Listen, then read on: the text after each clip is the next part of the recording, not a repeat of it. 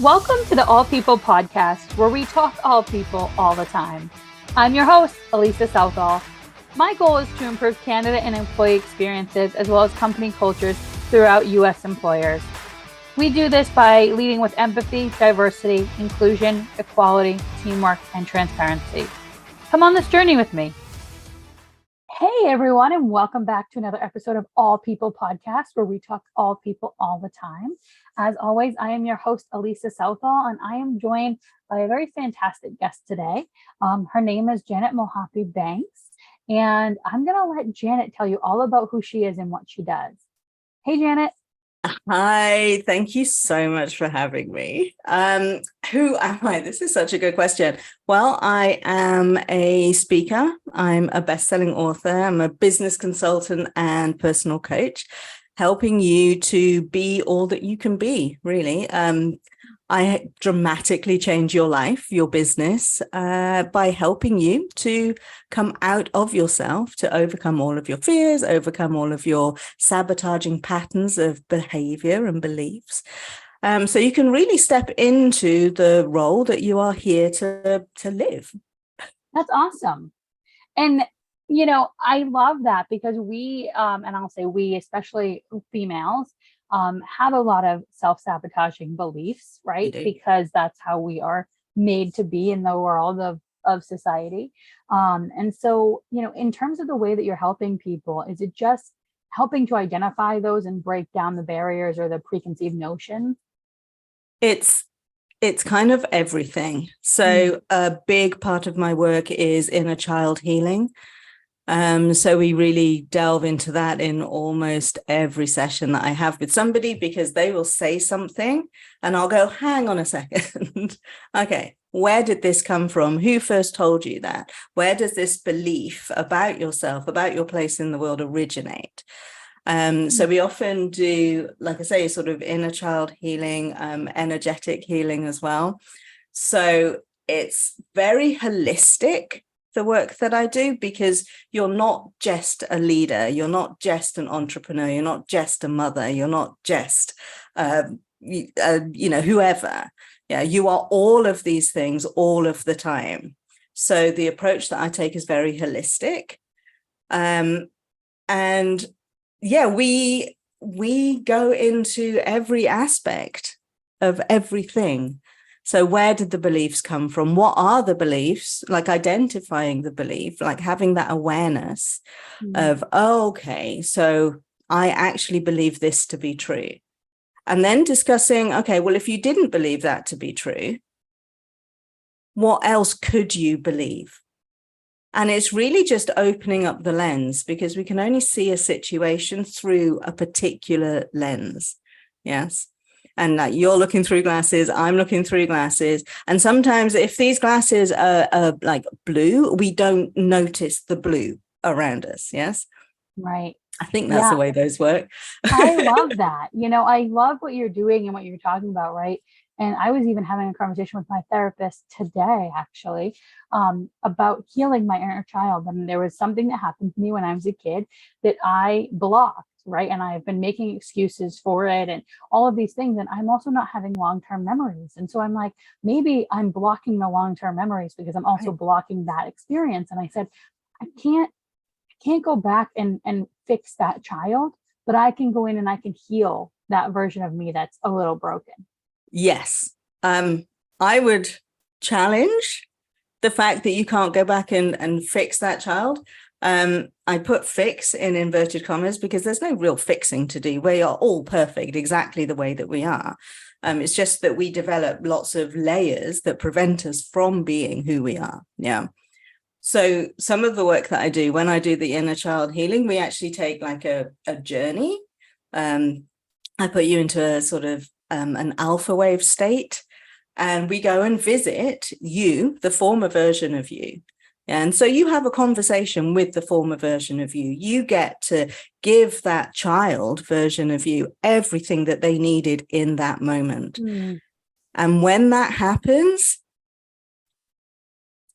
it's very hard to explain. So there's a thing called cellular memory. Yes. Cellular memory, things happen and our cells remember every single aspect of those things. But if you go back and you embrace that child version of you, if you hold the space for that child, where that child is allowed to feel all the things that they weren't allowed to feel at the time. Yeah, where, you've heard the expression, I'm sure that you have, stop crying or I'll give you something to cry about. Yeah, where you can go and hold that child and allow that child to cry and say, I see your hurt, I see your pain, and it is fine. I am here anyway. I love you anyway. Regardless of all the things that you don't believe are right about you, I love you. I am here for you. And when you can heal that child, then the cellular memory doesn't get passed into the present you. It's kind of freaky, kind of magical. It's all energy, we all exist in all places, in all times. Yeah. There's only this present moment. I love that, honestly, because to go back and be able to heal that child. I mean, I even think of people that are in the LGBTQ community and have been exiled from their families, right? I mean, to go back and hold that person, through that time is going to be super impactful for them. Yeah, absolutely. And so I know that you do a lot with individuals, right? But how does it translate into the corporate world? Because I can see a lot of companies being like, you do what? Right? I can see that being a thing that they don't quite grasp because it's more of that holistic approach. So when you go into companies and do work, what is it that you're doing for them? Is it this, but in a different way? I mean, we don't do energetic work so much. I do go into companies and do like meditations and getting everybody grounded, getting everybody to communicate openly and honestly, holding space for leaders to be vulnerable so they can build trust within their teams. So it's a different approach working with groups. It's a different approach working in corporate, but it's no less impactful. It's just done in a completely different way. So it is more training on conscious communication, training on emotional intelligence, training on, relational leadership rather than and conscious leadership rather than hierarchical bosses, hierarchical managers, teaching leaders that they are actually the foundation. And it's their job to provide the environment in which other people can grow, and teaching them how to do that. Yeah, and that is probably why you are also a partner like Jay and Felicia and myself of HR for You Inc., right? Because you are teaching people that people first is the way to go, that human-centered leadership is the best method and it's most successful. Yeah, I 100,000% know that to be true. Yeah, because if you're not, I mean, as you were mentioning, right, even when we look at the emotional intelligence piece, this is new for companies, right? This emotional intelligence sort of element, I'll say, is newer for companies and for leaders. And so one of the things that I love is that, like, you're leading with empathy, right? That's my whole vision, is like emotional intelligence has to be empathetic. We have to realize we're people first. And you mentioned that when you talked about we're not just one person, right? When I come into work, I am not a robot. I have to feel the feelings I felt at home, and the things that are going on in the communities that I support impact me. And to turn those off is just false belief. Oh, absolutely. And you can't do it. That's the thing. And the more that you try to suppress all of those things, the more they'll just like erupt. So you will just snap at a coworker rather than take the time to take a breath and go, okay, so what is my part in creating this friction?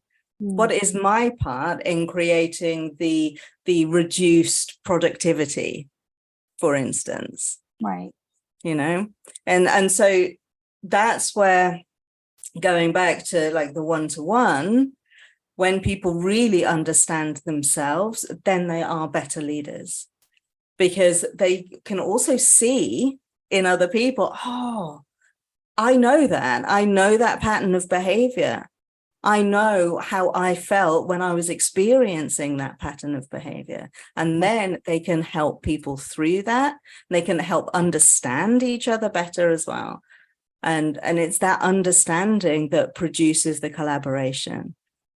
Yeah, because we're definitely more alike than we are different. I mean, in Everybody. truth, yeah, in truth. And part of that inner child work that you're talking about, and the realization that other people are going through those same things you're dealing with. It might be a different word that they're hearing, a different phrase that they're hearing, a different trauma that they experience, right? But they're going through some sort of healing process like you, whether they're actively knowing it or not, right? Absolutely. But when we look at that emotional intelligence, we need to be more open to having conversations with our team that might feel more vulnerable, right?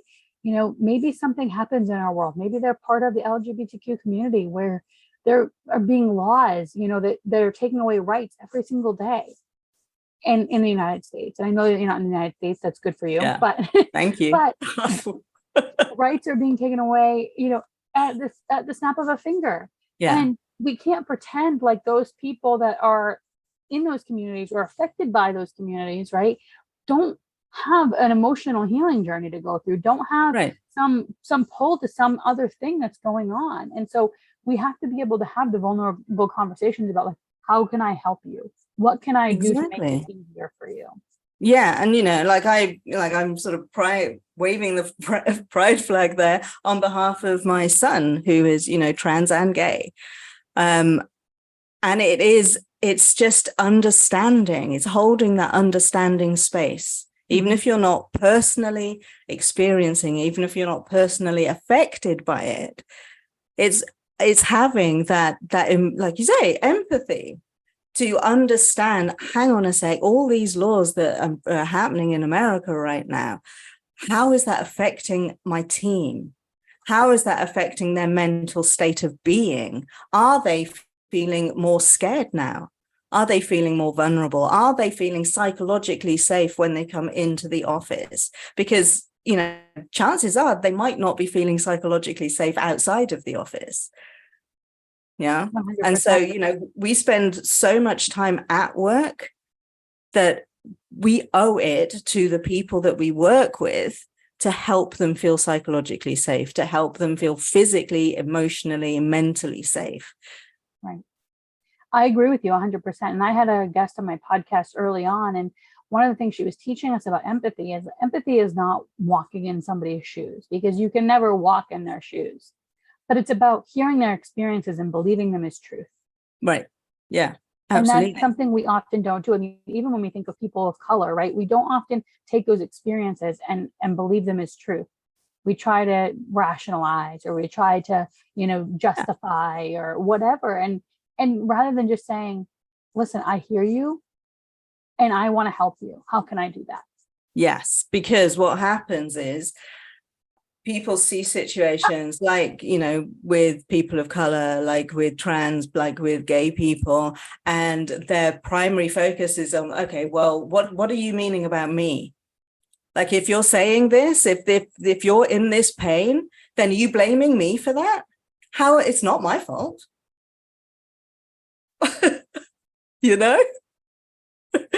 And people center themselves in other people's struggles, in other people's lived experiences. And that's where the coaching, the trainings that I do really help, because it helps you to decentralize yourself. It helps you to stop putting yourself into somebody else's experience because it's making you feel uncomfortable. Right. Yeah, because you can hear a story, you can hear an experience and still go, wow, I didn't realize that this was the impact that all of this was having on you. Right. And then that can change your perception of a situation without you needing to be the central figure in that situation, Yeah. And our immediate response, right? We're emotional beings. So we automatically get defensive. We're like, this is a personal attack or, whatever. Right. And it's even when I share with people, like if they're making a comment and I'm like, that's a microaggression or a macroaggression, right? And I'm just trying to educate them to make them aware that what they're doing is causing harm to a group of people in some way. And they're like, but I'm not racist or I'm not homophobic and I'm like, but I'm not saying that you are. I'm saying that you have some locked in biases that you Right. don't even realize that are causing harm. And we all do. Right. We're not That's the perfect. thing. We all Like do. white people, black people, all the people, green people, red people, purple people. We all have inbuilt biases because we have lived in environments that have systemic racism, systemic sexism, systemic bigotry of all descriptions. Right. We have all lived through that. So just because you're black, it doesn't mean that you haven't got anti-black responses to things. And so it is getting that awareness, that even though I am a person of color, I have a black father and a white mother, I am a person of color, I still know that some of my responses can be anti-black because they're programmed into me. They've been programmed into me for the last 50 odd years. Right. So it's having the thought, recognizing the thought and going, oh my God, I didn't even realize that this thought was like the one that was gonna pop out. Right. And then it's holding that thought and going, okay, is this a thought that I like? Is this something that I want to keep believing? And then you go, actually, no, I don't want to believe that whatsoever. And so then you can rewrite the thought, but you don't also beat yourself up for having the thought. You understand that the reason that you've had the thought is because you've lived in the environment that you've lived in. Mm-hmm. So there's, acceptance, forgiveness, but then there is also the determined change, the determined decision to change. Yeah. The determined decision to grow and expand and to grow your awareness so you catch the thoughts more quickly. Right. So you really understand, okay, yeah, this is a rubbish idea. And I'm sorry, I'm so sorry to all the people that this thought has affected. Mm-hmm. I apologize to myself. Yeah. But I love myself anyway. Yep. I hold myself with compassion and kindness anyway. Yeah. But I am now determined to do better. When you know more, you can do more. I think that phrase. I love that. And when I was talking to Jay, I don't know if you've seen that episode or not, but one of the things that we were talking about was those locked in biases, right? And we were talking about the fact that, like, yeah, things come up. Like, I grew up in a community that is mostly white, right? And so I have these biases, but it's about doing the internal work to say, what, like you were saying, like, hold them out and say, okay, why am I thinking this? And do I want to keep thinking this? Do I want this to run a decision? And so part of what he does is he actually has his team remove names from resumes, so that when he is reviewing talent for his team, he doesn't know what gender they are. He doesn't know what their name is, right? Because even though we don't want to believe that could be an impactor, there's somebody you don't like with that name. If there, like, there's all these things that we don't even realize that are locked in. Mm-hmm. And so he's like, if I can remove some of that for myself, for anybody, right? Let's just get the names off the resumes, because it doesn't matter. It's about the skills. And so I even said to him, once you understand what those locked in biases are, you can start to say, how can I help myself so that I'm removing these barriers for me? Mm-hmm. Right. And so I love that you do that in a more holistic type of way. And so you also are a best-selling author. So tell us about your book. Habits for Happiness. Yes. So it's the ultimate personal development guide for creating the life that you want. So this was written, I released it in 2019.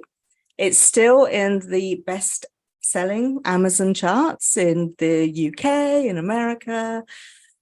which is very nice. It's not in the top charts anymore. It's in sort of the subcategories, but it's still up there. Bless it. That's good. It basically takes you through my story. So I was, a successful luxury wedding cake designer. I was, selling my cakes at people getting married at the Ritz and the Connaught and half of Mayfair. And I burned out of that business, as is quite prevalent amongst the entrepreneurial community. I completely burned out and was diagnosed with a very rare digestive disorder with a prognosis of a slow death by starvation. So basically everything going in came back out again. And I was bedridden and vomiting multiple times a day, every day for 5 years, nearly 5 years. I was eventually healed by a chiropractor. And then I wrote the book soon after. And it's all the habits that took me from that depressive state that I was in, that I had developed over the 5 years to try and, keep my pecker up and, try to keep going. Like how I eventually did recover is through absolute acceptance of my death. It was then that everything, all the magical manifestations started falling into place, like the chiropractor who healed me. And literally brought me back to life, like I didn't expect to still be here now. My son is now, my youngest is 17. And at the time I didn't expect to see his 10th birthday, and so I accepted that, and my husband left whilst I was waiting for brain scan results the week my cat died. So it was a very, very difficult time. And these habits that are in this book are just everything that I use. So it's like gratitude and appreciation and the difference between gratitude and appreciation. It goes into meditation and what else does it go into? Knowing your values, your passion and purpose, affirmations, celebrating your wins, creating boundaries, getting enough sleep. As an entrepreneur, as a leader, sleep is often the first thing to go, but it is one of the crucial elements of life. You need sleep like you need water. We cannot survive without it. But like I say, it's one of the things that people are really happy to let go of. Oh, I'll just work this little bit later. I'll just start this little bit earlier. We don't allow ourselves the rest that we need to heal. We need connection to dreams in order to be whole people. Otherwise we just get like locked into this like rut of burnout in my case. Yeah. Listen, I had burnout too in corporate HR, and that's part of why I started my own business, because I was like, it doesn't have to be this way. Right. It doesn't. And during that time, right, my therapist was like, you should do a gratitude journal, right? Because I was going through some anxiety and some depression. And so talking about the gratitude and the appreciation piece, right? So it was interesting because, again, I had this locked in idea of like, I had to find 3 things every day that I had to be grateful for. Right. And I had to go and write them actually down. Right. And so what that does is it makes you, as you know, makes you more in the present moment. So every day you're looking for those things of gratitude, which is putting you in the present, which was helpful. But when I was first writing down those 3 things that I was grateful for, I was like, for example, I had this cookie, right? And the cookie was the size of my head. And I was like, this cookie was so good. I mean, Jen, I kid you not, like this cookie was like the best thing that had happened to me all day. And I told my therapist, I'm like, but I can't write that down. And she's like, why? And I was like, because it's not good enough. It's not big enough gesture. It's not grand enough. It's not. And she was like, but it doesn't have to be grand. Like nobody else is reading this but you. And if it made you happy, okay. Right. But I had to give space to say like a cookie can be the thing I appreciate today. Right. Because I was like, well, that's not good enough. Like I have to find something else that I had to appreciate, but it's not that way. No. And I think that's the mistake that an awful lot of people make, you don't see the little things as steps in the right direction. I think in here, talking about my book of wins, so what I recommend in the book is that in the morning you really breathe into what you are grateful for, what you are so grateful for. So it's not just a case of, I am grateful for my house, I am grateful for my family. Yeah, it's like understanding, oh my God, if I didn't have my family, how would I be feeling if they were like taken away from me right now? How would that affect me? Yeah, that's like the difference between like the gratitude and the appreciation. How would I feel if I was homeless right now? Yeah. And putting it in that perspective gives you a whole new level of gratitude for what you have. Right. Yeah, and but it was interesting. Yeah. It was interesting because I was qualifying it. And she was like, you don't have to qualify Right. it. No, you don't have to qualify it. Yeah. In here, when I talk book of wins, so in the nighttime, like what went right? What was good about today? And it can be, oh my God, do you remember that cup of tea? I had the most amazing cup of tea. It was just so good. It's like, it just tasted different today for some reason.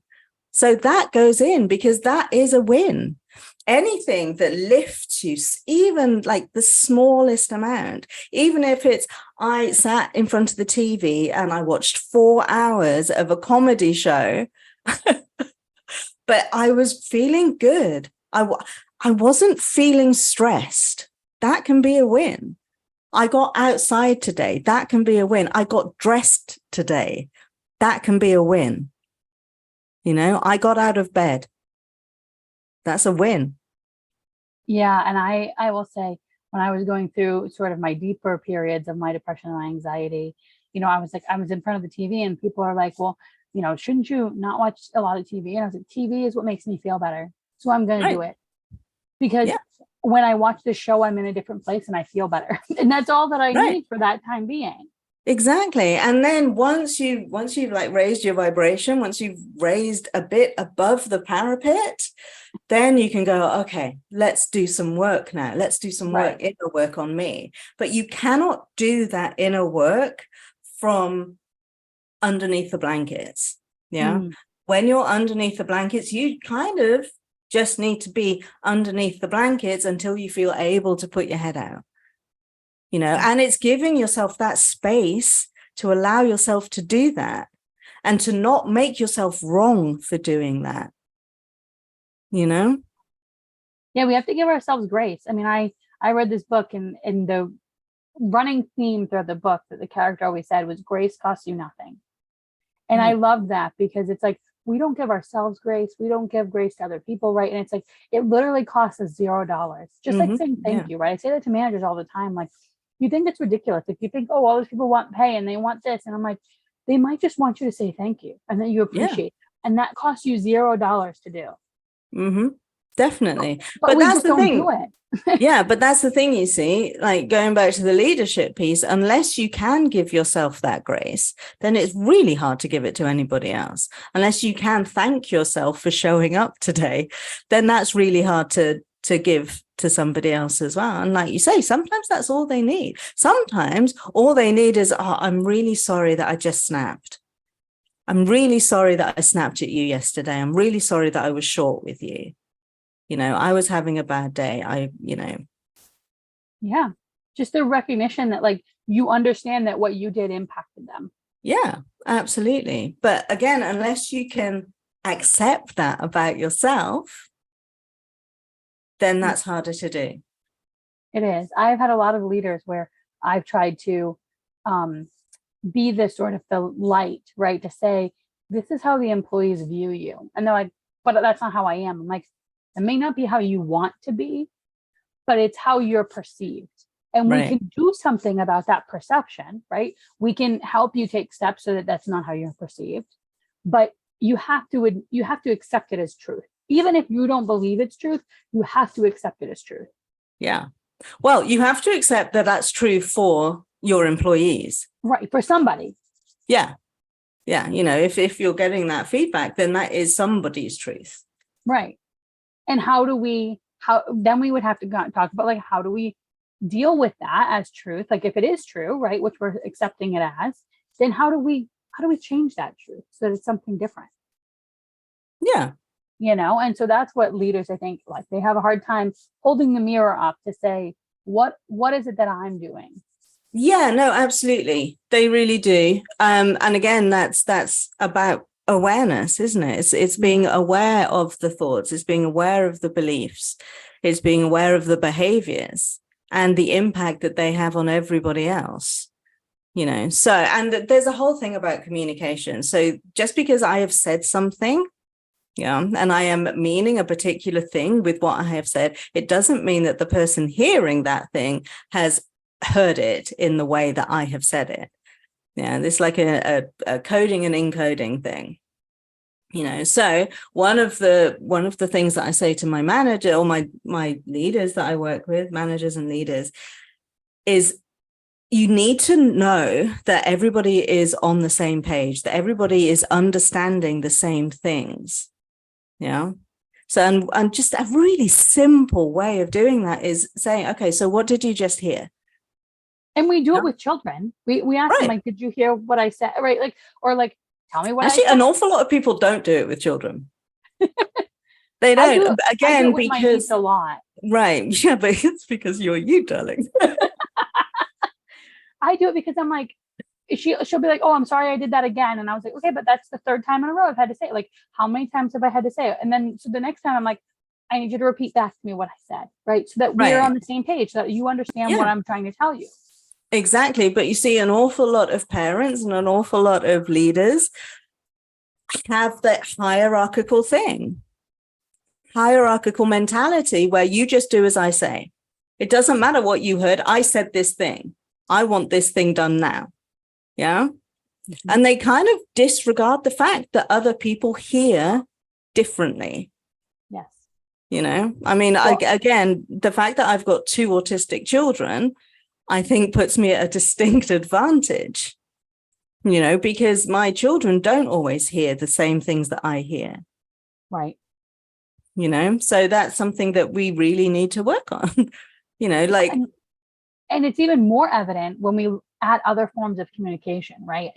One of the things that woman, Emily, that was on my podcast, we talked about was like, when you're in an email, right? I mean, the tone is read through the receiver, right? The sender absolutely might have sent it in a different tone, but it's always read in the head of the receiver. And so you may not have implied tone, but they heard tone because you're having a bad day, or they know how you usually say this or whatever. Mm-hmm. And so then it's creating animosity, right? So it's, you have to do those things where you're like, no tone, like, or like, still happy, or put a smiley face or something like that, just to show like, hey, this is really just me like telling you something and not being sort of a dictator. So, in terms of like how we perceive things, right? It's always in terms of the receiver and not the sender. And so you have to be mindful when you're sending those emails that like how you come across is super important. And so adding those other forms of communication in can be really challenging when you want to communicate effectively. Yes, it is. It can be. And that's where, I don't know. So this is where the difference of the sexes comes in. Yeah. So men, they will send very, very direct messages. Yeah. Passive aggressive. That's the one. I have a hard time with passive aggressive, understanding passive aggressive. And what I have noticed is that if females in particular say things in a very direct way, sandwiched between 2 pleasantries, they are seen as passive aggressive. Yeah. Whereas it doesn't seem to happen so much with males. I haven't noticed it as much with males. They are allowed to say, hi, how are you doing? Very direct message. Okay, great. See you soon, or whatever. And they're not seen as passive aggressive. They're just seen as, oh, he's just very down to business, getting things done. Yeah. So it's understanding that as well. And again, like passive aggressiveness, because it was very much explained to me. But again, that is all in the ears or in the perception of the reader or the receiver, So when you're saying something, you cannot dictate how other people will perceive that. You can dress it up as much as you like with emojis and exclamation marks and all the things. But if the person receiving it doesn't want to be told that particular thing by you, they will see you as passive aggressive. And there's not a whole lot you can do about it. And there's nothing you can do about it. That's the thing. You can only control what you can control. And so one of those things is, I will be mindful of the way that I write things. I will add exclamation marks. I will add smiley faces at the end. And then I just need to let go. I need to release all attachment to that. And if somebody comes back a bit snarky, then I can clarify if I choose to. And that's the other thing as well. Like, women in particular get caught up in over clarification. Yeah. And I know that this is something that I am still working on very much. Making sure that people really understand where I'm coming from, what I'm trying to say, But what that does is it gives the impression of lacking in confidence. Yeah. Yeah, because but we're taught to feel that way, though. Oh, absolutely. Yeah. No, we are completely. So it's learning, like I say, to construct these messages and then release them and know that, you've sent them out with like in the utmost of integrity, with most, heartfelt emphasis. And then you just need to release it. Because it's not in your control. Nope. And if you try to over clarify, if you fret about it and worry about it, then what does that say about you? That kind of says that you don't trust you. You don't trust that you can communicate effectively. And when you don't trust that you can communicate effectively, it's more likely that the receiver will misunderstand the message. Yeah. Because that distrust of self goes out in energetic ways. Right. 100%. And even when I was telling you about my niece, right, she has this habit right now where she apologizes for everything. And I was like, you don't need to say sorry. Like, unless you physically have hurt me, you do not have to say sorry. And like, she'll leave, like, I'm like, oh, you left paper towel on the counter. Sorry. I'm like, no, you don't have to be sorry. I said, first of all, being sorry, saying sorry and actually being sorry are two very different things, right? We have to learn from the action. But I'm like, if you continue to say you're sorry, right, I don't want you to feel like you have to apologize for everything you do. But I feel like as women, that's what we're taught in society is we have to we just say, oh, sorry. Like, no, I'm not sorry. I actually meant what I said. And, right. Like, if it was perceived in a different way, that is not I can't do anything about that. Yeah, and as a British person, we are terrible for saying sorry. And I'm living in Canada. Canadians are all about the sorry. Yes, they are. It's like it's a default thing. But if it's not your fault, then it subconsciously diminishes you. Every time you say sorry when you haven't done anything wrong, subconsciously you're getting smaller. Right. I am all for apologizing when you have something to apologize for. I think it's actually really, really fundamentally important to apologize when you have something to apologize for. But yeah, this teaching that we have of everything being your fault. Yeah. Oh, it must be my fault. I'm so sorry. But it's not my fault. Exactly.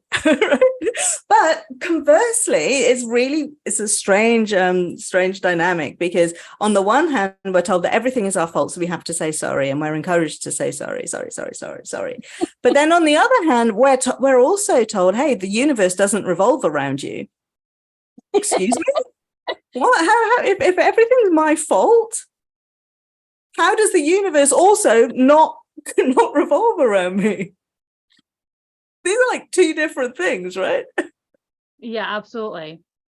They're two totally different things. And you have a good point there of like, it's the way that things are perceived that I think is kind of funny. It's like, yeah, it's not our fault. So how can two things be true at the same time? Right. Yeah. It's interesting.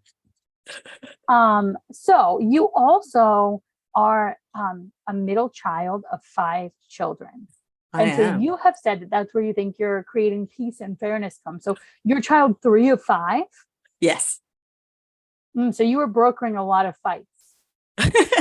Yeah, so it goes like a bit like the Von Traps in Sound of Music. It goes girl, boy, girl, me, boy, girl. That's the ordering of the family. My elder brother and sister are about a year apart, and my younger brother and sister are about a year apart, and I'm just smack bang in the middle with about 2-3 years on either side. Yeah. And so it was very much, the elder two would hang out together, the younger two would hang out together, and I'd kind of be me. But then if anything really big happened in the family, like when my grandmother died, for instance, it was kind of my job to bring everybody together. That's the way that I felt. I was like 16 at the time, and it was just sort of my job to just bring everybody together. To create this, this togetherness. And yeah, the whole fairness thing, like dinner, you used to have the whole big family dinners, again, like I was brought up, it was a bit free for all. But it was, I always felt responsible for making sure that everybody had everything that they needed, That's funny. You were like the middle child parent. Right. Yeah. I think all middle children feel like that, especially Gen X, because, yeah, it's just the way that we were raised. That's funny. It's interesting because I've always joked that I want like a lot of, I want a big family. I want to adopt children, foster, have my own, right? I want a big family because it was just me and my brother, and we couldn't stand each other, right? It was like we're 5 years apart, and we always were butting heads.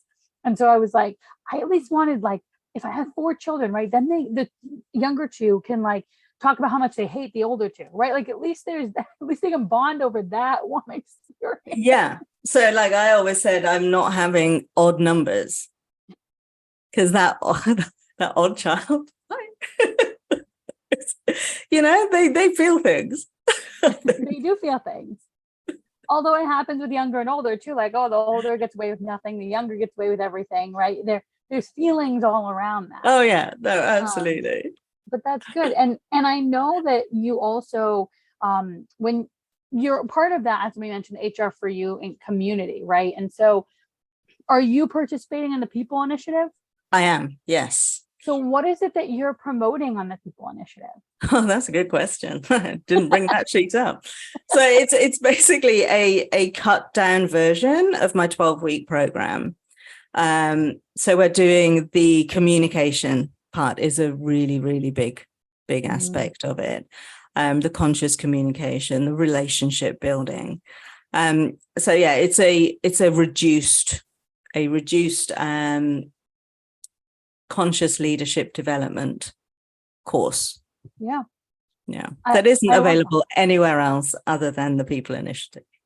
So go there, get it. Exactly. And so what made you want to join? I mean, I know people first, but what made you want to join HR for You? Jason is one of the best people I know. He really is. He is genuine, and there are an awful lot of not genuine people on LinkedIn and not genuine people in the world in general. So when you find a person who is completely authentically them, and you truly just believe that they believe in their mission. Yeah, and it's such a good mission anyway. Who wouldn't want to support that? Who wouldn't want a living wage for everybody? Listen, apparently there are people out there that don't. I'm one of those people with you, like, how do we get everybody living wage employment, right? I mean, I've done a number of different articles about minimum wage in and of itself, right? And minimum wage and living wage are different, but completely. But the fact that we still have a $7.25 minimum wage federally in the US that hasn't raised since 2009 is like baffling to me. Yeah, no, it's criminal. Like people literally cannot afford to live on that. No. You hear all these stories about people working at certain great big companies, And in their first wage packet, they also get information about a food bank. That is disgraceful. That is absolutely disgraceful. You know, like companies should not be relying on government support or charity to feed their employees. Right. You know, like if you cannot pay your workers sufficiently enough that they can put a roof over their heads, food in their bellies, you know, like support their families, then your business model is incorrect. You are working on a business model that your politics probably wouldn't agree with. Right. And you're putting Right? profits over people, which really Oh, needs to be what yeah. we're changing. Yeah, absolutely. You know, especially for these great big companies, you know, if you've got a CEO jetting off to Mars or whatever in a little phallic little ship, but they're not paying. Not to name names. Not to name names. There were no names. But they're not paying. They're not paying their warehouse workers sufficiently. They're not treating them sufficiently well. Then how is that even sustainable? You know, and I know that this has been the way of the world, you know, like, and it's back to my day, back to the 80s when Thatcher and Reagan, you know, stamped out the unions. You know, like Thatcher said, there is no there is no such thing as society. That's what Maggie said. Yeah. It's like, wow. Okay. You say so. Exactly, but that's, you know, that's when capitalism changed as well, because capitalism used to be all about the stakeholders. Yeah, so like when you opened a business, you knew that you were supporting families, you knew that you were supporting communities, you knew that you were supporting the planet, and though, you know, and you knew that you were supporting your suppliers and customers and everybody else, right? And then in sort of mid-80s under Reagan and Thatcherism, it switched from a stakeholder capitalism to shareholder capitalism, where profit for the shareholders became paramount. This is like the only thing that ever matters in business now. Yeah. So you can, of course you can fire people. Yeah, if you're not getting the wages that you as a CEO and you as the shareholders want, of course you can just disregard all these humans that had previously been taken care of. Yeah, you don't need to look after the planet. My God, yeah, just dump that waste into the water system. Yeah, you know, that will save us thousands a month if we just dump all that waste. Yeah. But it's causing harm. Oh, absolutely. Yeah. But shareholder capitalism is very short-sighted. Whereas stakeholder capitalism is long-term. You have to think long-term. And that's the switch that needs to take place now. You know, all this like not looking after your people, again, is part of the shareholder capitalism, where it's very short-sighted. If you don't look after your people cannot perform to their best abilities. They literally cannot do it because there's too much stress going on. They're stressing about money. They're stressing about paying the rent. They're stressing about feeding their kids. They're stressing about, do I really want my kid to go to this school? Yeah, where they're not allowed to read books that empower them. You know, it's all of this. Well, and books that not only empower them, but challenge different ways of thinking. I mean, right. We don't represent them. Right. We don't have to think the same way. I know. Yeah. We're deviating. This white male leaders want us to all be with less power, right? I mean, that's really the challenge here. That's why they're taking away rights. That's why they're doing these things. Oh, yeah. No, absolutely. The release of the power. And the thing is as well, like an uneducated society will rarely challenge the status quo. Mm-hmm. Yeah. So that is often the first thing to go. If you just want an easy ride as a dictator or authoritarian type, the best way to do that is to uneducate your population. Right. Because they won't know how to challenge and they won't even recognize what's happening to them. It's like when you're in a toxic relationship, if you're in an abusive relationship, you generally don't know that you're in it until you manage to get out of it somehow.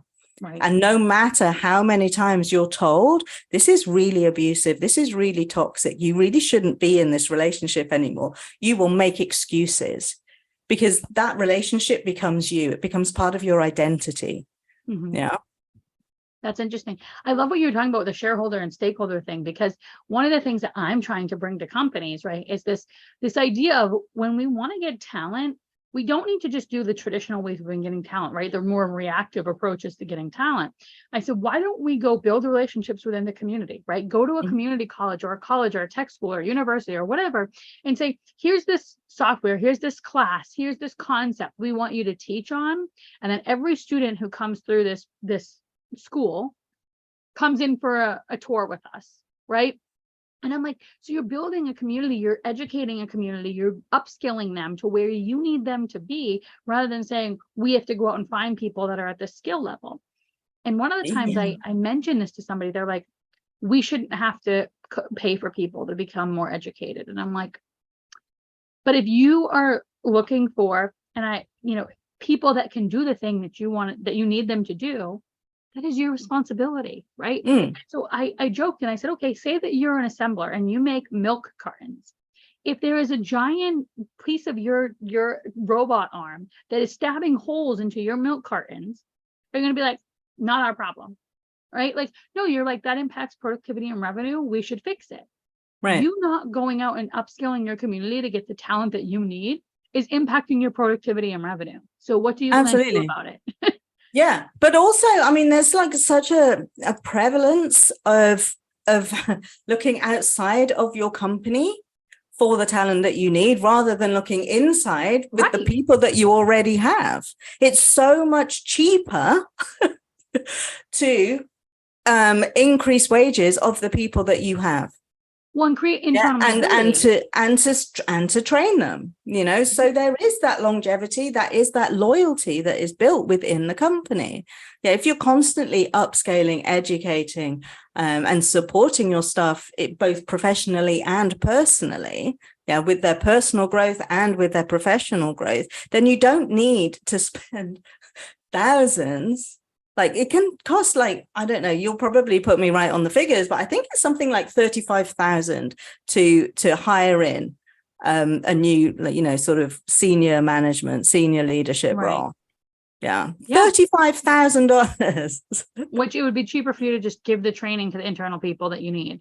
Right. For the course of however many years. Increase their wages as well, Because like when you bring people in from the outside, they are generally offered so much more than the people you are currently employing. Yeah. And they won't come to your company unless they're offered that. So just offer it to the people who you already know. Right. And that's part of the conversation I have particularly with Gen X, is like, they want to stay in current companies. And I'm like, you could go and make 10 grand more a year if you leave your current company. And I know that sounds absolutely ludicrous, but it's the truth of the matter, because you're only going to get 3% increases for the rest of your career. But why?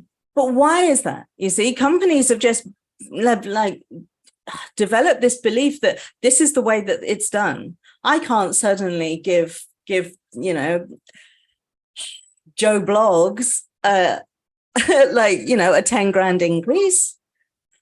I can't suddenly give him that. He's in the company already. Like, the standard is like 3%, 4%. I'm not doing that because that'll impact my bottom line. That'll impact the return that my shareholders will receive. But really happy to bring, Jane in from another company. And that's the other thing as well, right? People who get recruited by recruiters, generally already have a job. They are not interested in people who do not have a job, generally speaking. So they are just poaching other people from other companies, rather than focusing on the massive, massive pool of people that actually need a job. Right. I agree with you. But going back to your point about like, oh, we're worried about the bottom line, right? Then you have these CEOs who are getting astronomical bonuses for the company performing well. And I'm like, but you didn't even do the work. right? Like this was a whole thing that I had with my manager, my former manager, that she like got really mad at me about during COVID. She was like, the leaders were working from home. We're in a manufacturing company, right? The leaders are working from home because but it's safe for everybody else to be on site, but they had to work from home. And I was like, you're sending a very clear message that you don't want to send. And so I was like, let me just put it this way for you. If any one of our C-suite executives get sick, somebody else will do their job. Whether it's somebody at corporate or it's somebody in this building will step up and do it. If anybody on our manufacturing floor gets sick, who goes down to do that work? And I'm like, and if they get sick, we shut down and nobody gets paid. Right. And so she was like, I can't believe you said that. And I was like, but it's true. So I'm really not sure why, like, but she had this impression that like the C-suite, if they all get sick, it's a bigger deal. And I'm like, but it's not, because you're not actually doing the work. I I'm mean, not saying that what you to do be fair to the important. C-suite, they do No, work. I'm not saying that they don't do anything. I'm just saying that like they're not doing the hands-on work that's selling the product or selling the service, right? Yeah. And so there's a more immediate impact. Yes. No, absolutely. Sick. Yeah, completely. And and what COVID taught us as well is who actually keeps the trains on the tracks. Yeah. It's the nurses, it's the shopkeepers, it's the shelf stackers. Yeah. Those are the people that actually keep the business, the company, the country running. Right. Yeah. And I have to ask you, I know we're running out of time here, but I have to ask you because I want your perspective, right? You have lived in the UK and you've lived in Canada, which are very different worlds than the US, I think. Do you feel like some of this is prevalent or present in those environments as well? Or is this more of a US culture? Yeah, no, it's definitely present in both UK and Canada. And a big reason for that is in the UK, we have had a conservative government for a very long time, and they very much appreciate the American model, I think. Unfortunately. Yeah, but also like growing up, it was like cool. America was really cool. Everybody wanted to be American or go to America. I know that I used to want to live in San Francisco, like all of my life, pretty much, until I came to Vancouver. And then it's like, oh no, this is it. You're like, forget San Francisco. You can have absolutely. It. Oh, Vancouver is amazing. I absolutely adore it here. It's on my bucket list. You gotta come. But yeah, so to answer your question, it is prevalent, and I think one of the main reasons for that is the perception that America has held in the past, as America held itself up as like the place to be, the place to emulate. And I say in the past because in present times, since around 2016-ish, yeah, I don't think it's held itself up in exactly the same way. Sorry, I love that. That was like one of the best moments of my life. I think that's fantastic. I agree, and I've gotten that feedback from other people as well. Okay, cool. So that's fantastic, and I appreciate you for that. So before we start to wrap up, I want to hear, how can people get in touch with you if they would like to contact you? Oh, so the best way to get in contact with me is either through my website, which is jmbconsciousconsulting.com, or through LinkedIn, Janet Mohapi-Banks on LinkedIn. Yeah, I would love to hear from you. Awesome. We will add them. And so I like to end every episode by asking my guests. I have my favorite poet of all time is Maya Angelou, and I wish I had the chance to meet her, but I never got that chance. She has a quote that says, people will forget what you said, people will forget what you did, but people will never forget how you made them feel. Can you share a time, positive or negative, where that was true for you? Yeah, I can. One of the things growing up, And actually not even when I was little, but growing up through my marriage that I had, was my ex-husband never really appreciated me. He was somewhat jealous of my achievements. He was going by his own skills, understandings of life as he knew it. He's going by his own upbringing as well. But he always made me feel slightly less than. Never properly heard, never properly appreciated. And like I said before about the, sort of if you're in, because this was like an emotionally abusive relationship that I experienced with him. For instance, when I got my bachelor's degree, I got a first-class honors degree in computer science. And instead of celebrating that with me, he told me, I've never seen you working. You don't deserve to get that. Yeah. So all my achievements, all my celebrations were diminished. Like he took the shine off of them. And again, that was through his own insecurities. I don't know if it was him consciously trying to keep me down, or whether it's just his upbringing, his belief system that, and like I say, his own insecurities. But the net effect was that I lost confidence in myself. I lost my self-esteem. Yeah. And it took a long time to build that back up again. And like I said, you don't notice that you're in an abusive relationship until you're out of it. So I was massively, at the time I wasn't, at the time I was absolutely devastated, but looking back now, I am massively, massively grateful that he left us for his secretary, massively grateful. I wouldn't be here if he hadn't have done that. Yeah. Because he didn't believe in alternative therapies and things like that. And he never would have paid for me to go and see the chiropractor who saved my life. So, wow. Yeah, it wasn't so much what he said or it was what he said and what he did, but it was more of that feeling. He always left. I always felt I needed to be small. And I wonder if that's why you chose to do what you did, teaching people how to heal that inner person. Yeah, because absolutely. You had to heal your inner person. Yeah. Oh, yeah. No, I'm sure that's got a lot to do with it. Well, that's interesting. And, it's awful that you had that experience. But I can say, just like you, I am grateful that a relationship I was in, I am no longer in. I spent 8 years in that relationship. And because I am out of it, I have been able to write a book.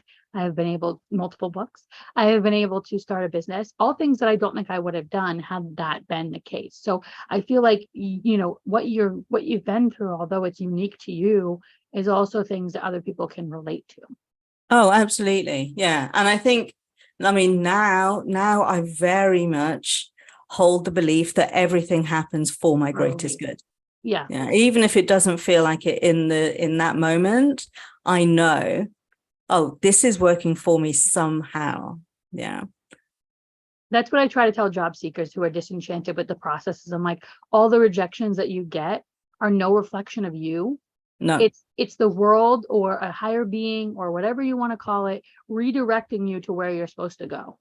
Right. And if you're not like filling up that gap between what you want and what you have, with things that don't satisfy you, if you leave that space open, then the right thing has a chance to get in there. If you accept a job that isn't right or stay in a job that isn't right, then there's no opportunity for the universe to fill that gap with something that is, everything that you ever dreamed of.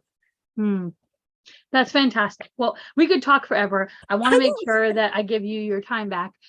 So thank you so much for being here. I greatly appreciate you. You you are a fantastic human being, and I hope that everybody goes and looks you up and reaches out to you, because I think they will benefit just from hearing about you, and that they go order your book on Amazon or wherever else they can get it, because I think that they're going to find some happiness from that. Oh, thank you so much for having me. This has been an awesome conversation. And I know that we literally could keep going. No problem. And as I end every episode, lead with empathy, act with kindness. Bye, y'all. Thank you for listening to All People Podcast.